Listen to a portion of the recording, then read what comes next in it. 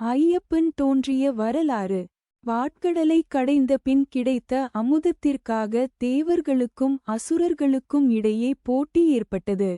அப்போது மகாவிஷ்ணு அழகிய மோகினி அவதாரம் எடுத்து அதை பகிர்ந்து கொடுக்கிறார். மோகினி பார்த்த சிவபெருமான் மோகினியின் அழகில் மயங்கினார். அப்போது இருவருக்கும் ஒரு அழகிய ஆண் குழந்தை பிறந்தது.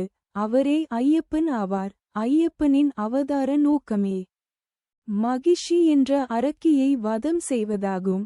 மகிஷம் என்றால் எருமை தலையுடன் மனித உடலை கொண்ட பெண் ஆவார்.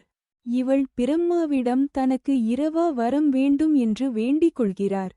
அப்போது பிரம்மன் இவ்வுலகில் பிறந்தவர்கள் கட்டாயம் ஒரு நாள் இறக்க வேண்டும். அதற்கு அவள் சிவனும் மகாவிஷ்ணுவும் சேர்ந்த சக்தியால் தான் மரணம் நிகழ வேண்டும் என வரம் கேட்கிறார். மேலும் ஒப்பற்ற ஆற்றலை வரமாக வேண்டும் என்றும் கேட்கிறார். அந்த ஒப்பற்ற வரத்தால் உலக மக்களை துன்புறுத்துகிறார்.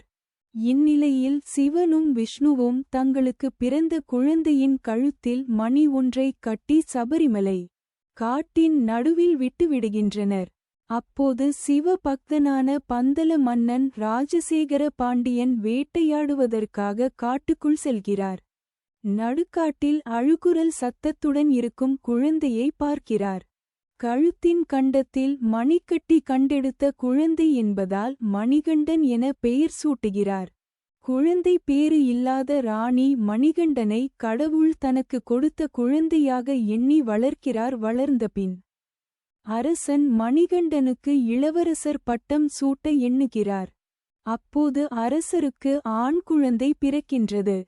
அரசவையில் இருந்த ஒரு மந்திரிக்கு மணிகண்டனுக்கு இளவரசர் பட்டம் சூட்டுவது பிடிக்க இயலாததால் அரசியின் மனதை மாற்றுகிறார். ஐயப்பனை புலி அடித்து கொல்ல எண்ணுகின்றனர்.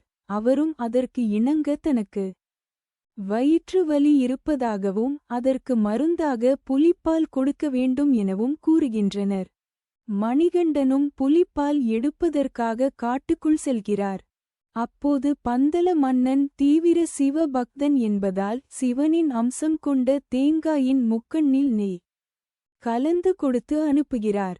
இதனால் முதலில் இருமுடி கட்டியவர் ஐயப்பனை ஆவார். இதுவே நாளடைவில் பழக்கமாக மாறிவிட்டது. காட்டுக்குள் சென்ற ஐயப்பன் மகிஷி மக்களை வதம் செய்வதை காண்கிறார். அவளுடன் போரிட்டு கொன்றுவிடுகிறார். மகிஷியின் உடலில் சாப விமோசனம் பெற்ற அழகிய பெண் தன்னை திருமணம் செய்து கொள்ளுமாறு வேண்டி கேட்க ஐயப்பனோ தான் பிரம்மச்சாரியத்தை கடைபிடிப்பதாக கூறுகிறார்.